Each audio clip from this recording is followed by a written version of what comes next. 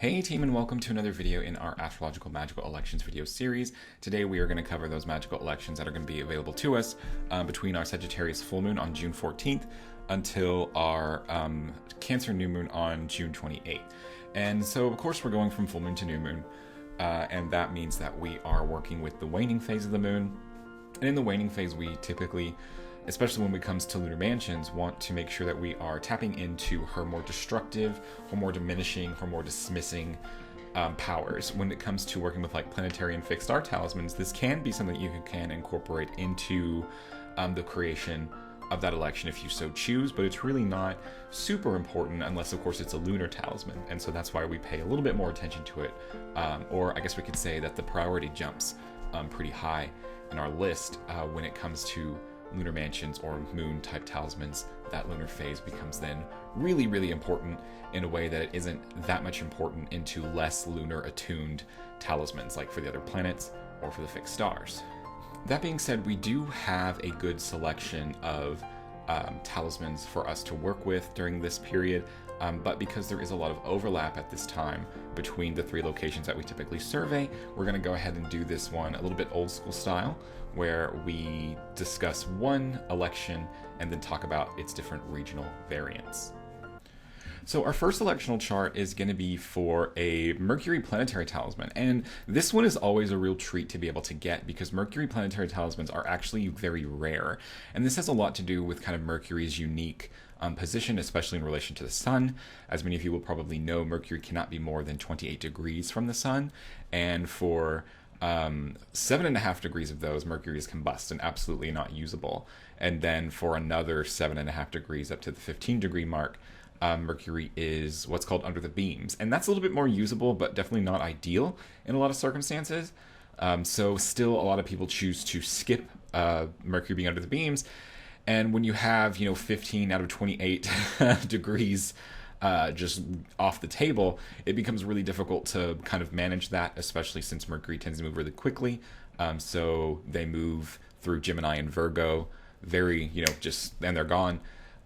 Especially making it more difficult is the fact that Mercury is the only traditional planet that has its sign of exaltation and domicile in the same sign in Virgo. So unlike, Venus, where we could try for a Venus in Taurus or a Venus in Libra or a Venus in Pisces talisman, we have three signs that we can potentially work with. With Mercury, it's really just Gemini and Virgo, putting it kind of on the same status as like the sun and the moon, where you only have like Aries and Leo or Taurus and Cancer to work with. So all that together just makes it kind of a really difficult needle to thread, I guess we'll say. But we're going to go ahead and talk about it and the different electional variations and why some places have it and other places don't.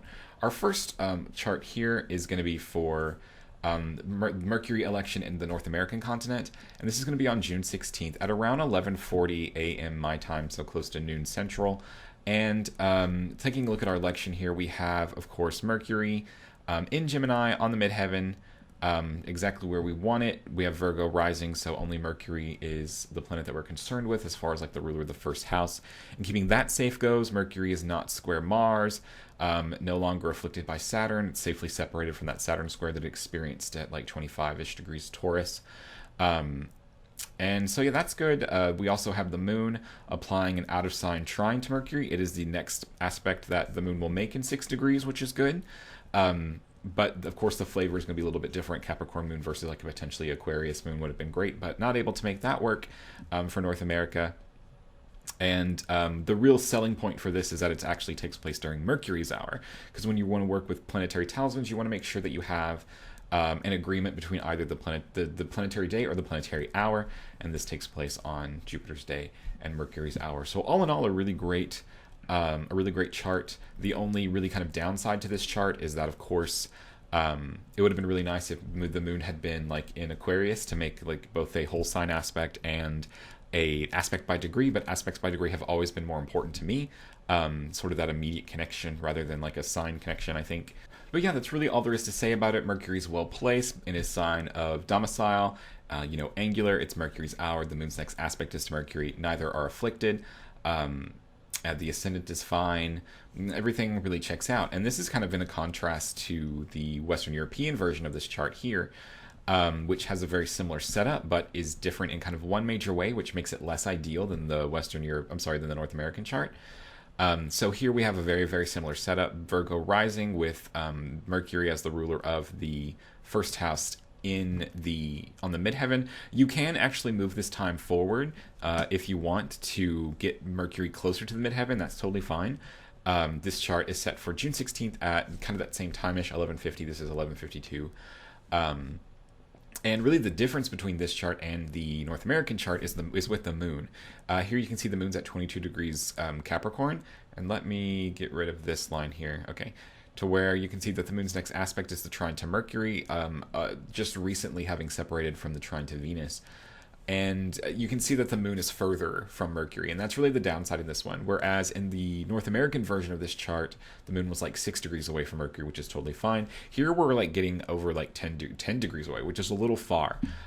So kind of something to keep in mind. When it comes to Mercury, it's kind of one of those like, if all the boxes are checked, you just do it. Like it doesn't matter, you just do it, because Mercury talismans, like I said, are really rare.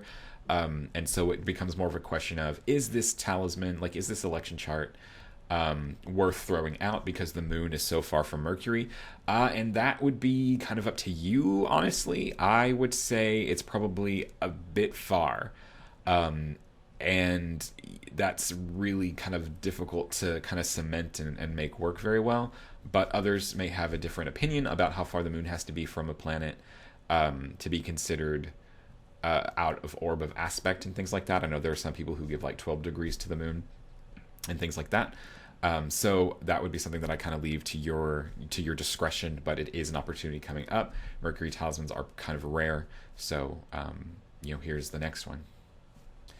And then finally, unfortunately, there is not an Australian version of this Mercury election. So here is kind of what a close approximation of that would kind of look like, where we have Mercury on the ascendant, with Gemini rising and the moon applying that trine closer even than in the North American version of the chart. But unfortunately, it takes place during Jupiter's day and Mars's hour, so that's not really something that we can work with as well as we would want to. Definitely want to skip that. And then if you were to kind of keep time moving forward to try to catch a Mercury's hour and see what that would look like, that would be here. This is what a Mercury's hour election for Australia would look like, which is it's not great. Like, you want Mercury to be on the midheaven or on the ascendant. You don't want it to be just like kind of stuck in the 11th house. That's not a super ideal placement for it to be, but if you're like really hurting, kind of jonesing for a Mercury talisman, then maybe this is something that you would consider utilizing. The moon is the ruler of the first house in this chart, and she's fine here in Aquarius, and you're actually able to get that Aquarius Mercury, that moon in Aquarius trine Mercury in a way that you weren't really able to get in North American, Western European version of the chart. And then if, by the time Mercury gets to the midheaven, you would have it being in Saturn's hour for the location, actually. So that's also not super feasible. And you have this unique situation where, whereas in the Western European and North American versions of the chart, the ascendant degree was in Virgo, here it's in Leo, which kind of puts it a little bit in range of this Saturn opposition. So that would be something to think about and kind of plan around. So unfortunately, I'm not super sure that there's a great alternative for Australia, in the way that there's sort of like a good opportunity for North America and like probably an okay-ish opportunity for Western Europe. Sorry, guys.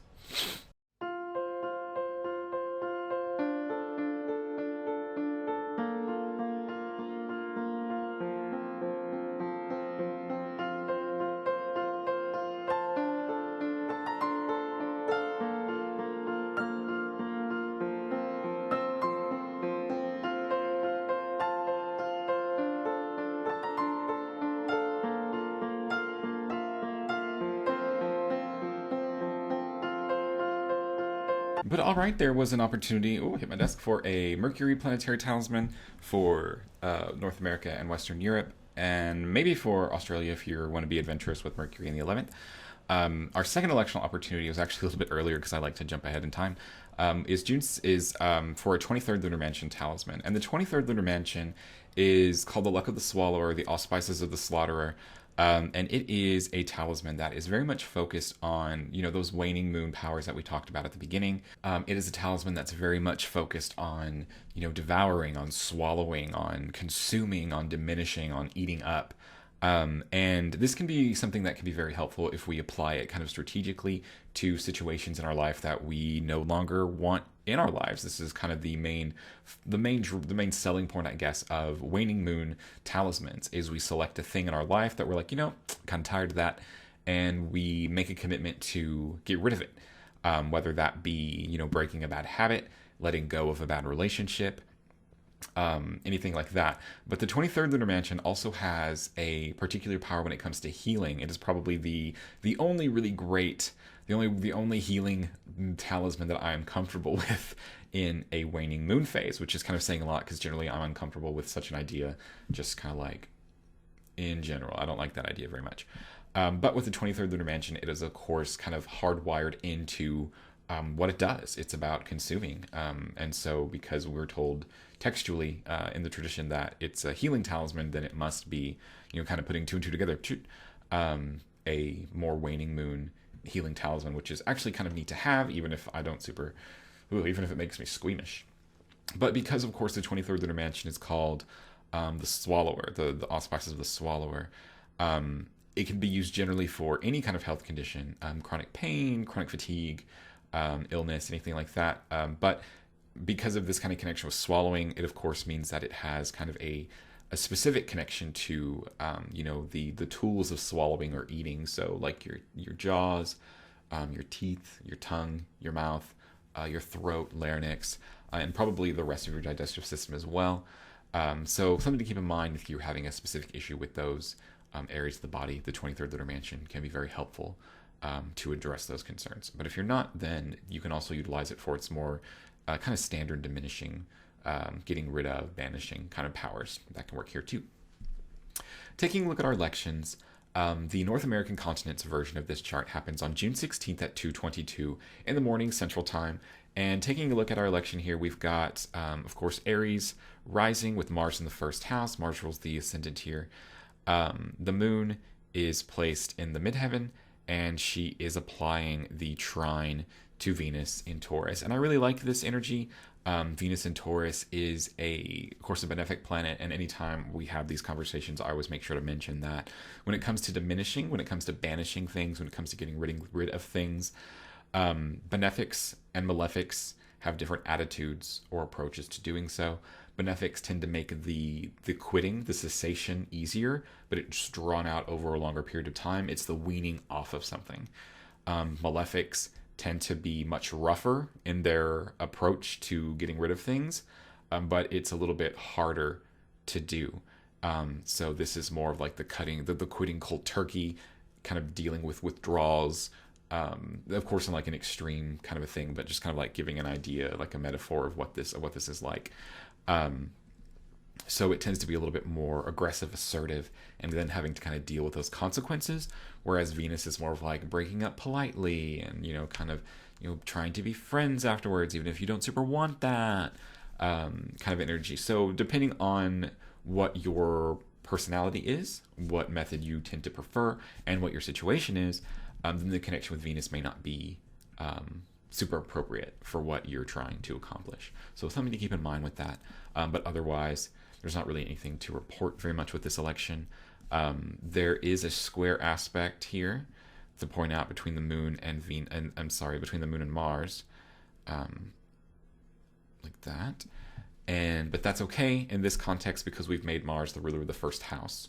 And this is kind of like a general electional astrological tip or technique is if the moon is in a kind of difficult aspect with a planet, you can alleviate a lot of that difficulty by making that planet important to the election. So in this case, the ruler of the first house, representing the person for whom the talisman will be made for.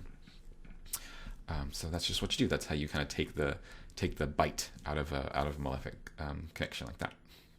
Western Europe has a very similar setup to North America, with Mars as the ruler of the first house, the moon in a trine to Venus, moon very angular, and the 10th house, very same connection. And then we do still, of course, have that Mars moon square, which is much closer.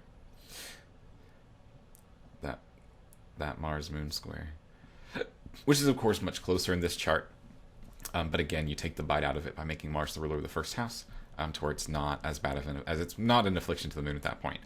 And then finally, the Australian version is a little bit different because we're coming up really close to the edge of the 25th Lunar Mansion. I'm sorry, the 23rd Lunar Mansion, which ends at 25 degrees Capricorn. That's where that number came from.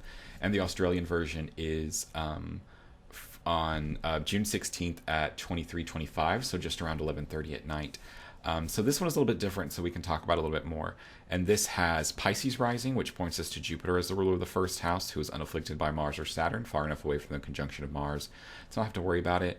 And in this case, the moon is moving towards the trine to Mercury. So a little bit of a different flavor kind of all around when it comes to this election. Mercury is a little bit more kind of in the middle of that benefic, malefic dichotomy. But because Mercury is in this sextile aspect with Jupiter as its closest aspect, Mercury, of course, kind of mimics that energy back to the rest of the chart. So in this instance, this is a Mercury that operates a little bit more similarly to a benefic planet than it would kind of its more natural, a little bit more destabilizing self. So this is a Mercury that tries to hold together a little bit longer. This is more like the weaning off of something approach, which is something that we have in all three elections. Just one with a Mercury acting as Jupiter, and then the other two with a Venus and Taurus connection.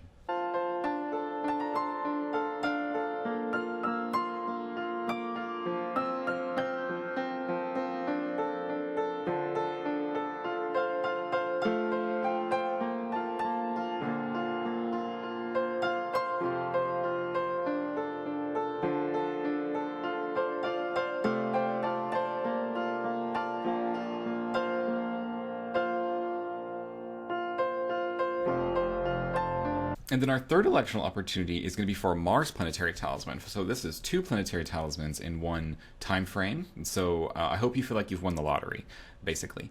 And this is one that's going to be very similar across all three locations. So everybody in North America, Western Europe, and North Africa and Australia should be able to get a chance to utilize this as long as it kind of matches up with their location, which it should, hopefully.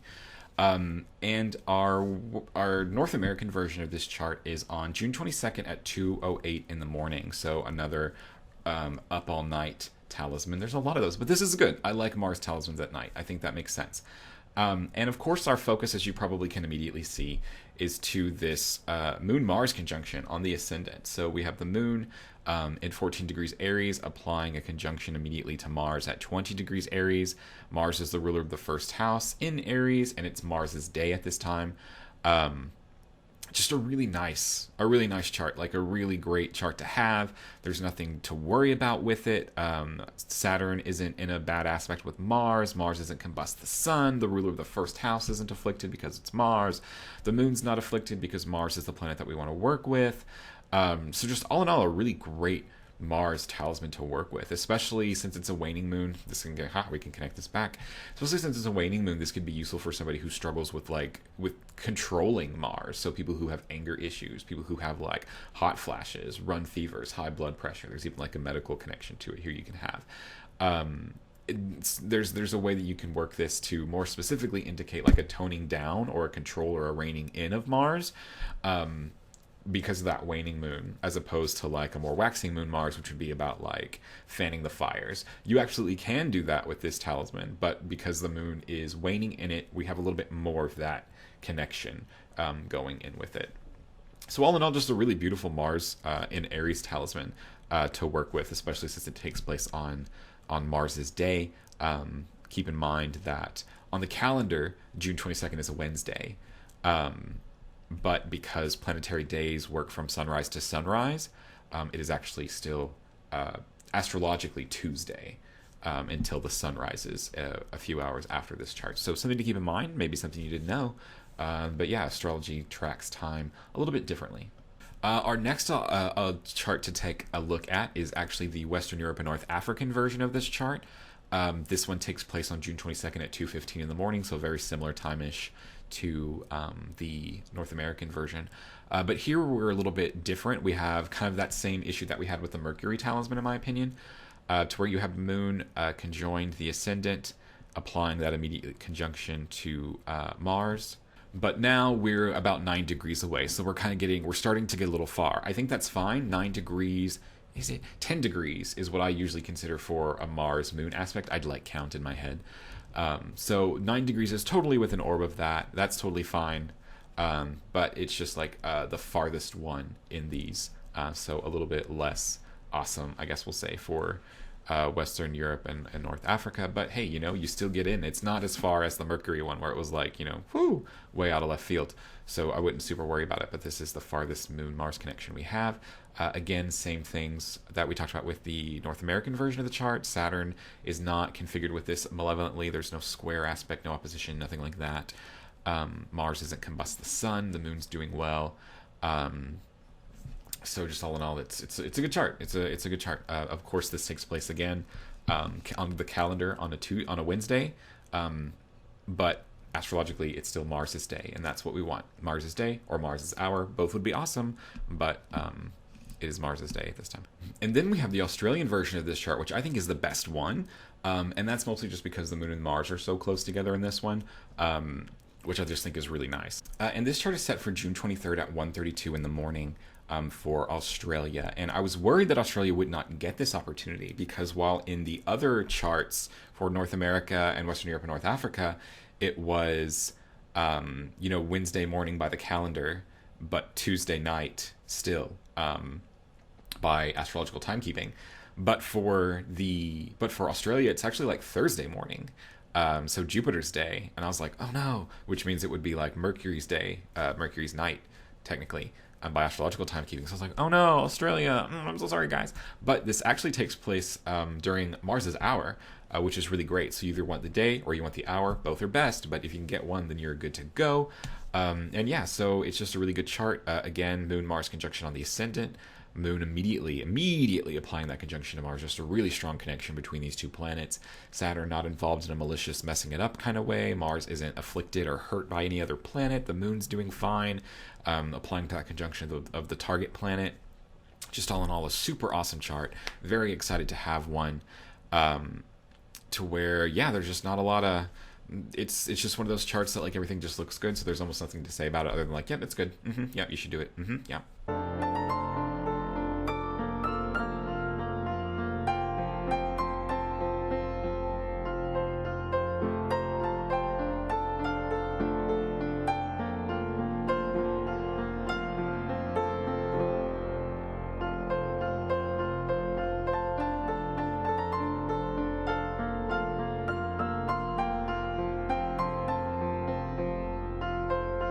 But all right, and then our final electional opportunity for the Sagittarius Full Moon period is going to be for a 4th Lunar Mansion talisman. And the 4th Lunar Mansion is one of our more aggressive mansions that we work with. Probably one of the most aggressive mansions that we work with, and that the 4th Lunar Mansion is used specifically to generate rage, to generate hate. And of course, we don't really need that. We live in enough of a hate-filled world, and that's not super what I want to share with you all or encourage you all to do. That's not super fun. But in a waning moon phase, the 4th Lunar Mansion is also very useful for pest control, which is primarily what I use it for or recommend using it for. Our goal here is to aim difficult and aggressive, harmful, potentially astrological energy at a thing that is bothering us, that has invaded our homes. The 4th Lunar Mansion has strong pest control applications. So if you are dealing with some kind of pest infestation, whether that is insect or mammal or reptile, whatever it is, the 4th Lunar Mansion is very helpful in driving these things away from you to where you no longer have to worry about them. But our North American version of this chart, all these elections are a little bit different, which is fun.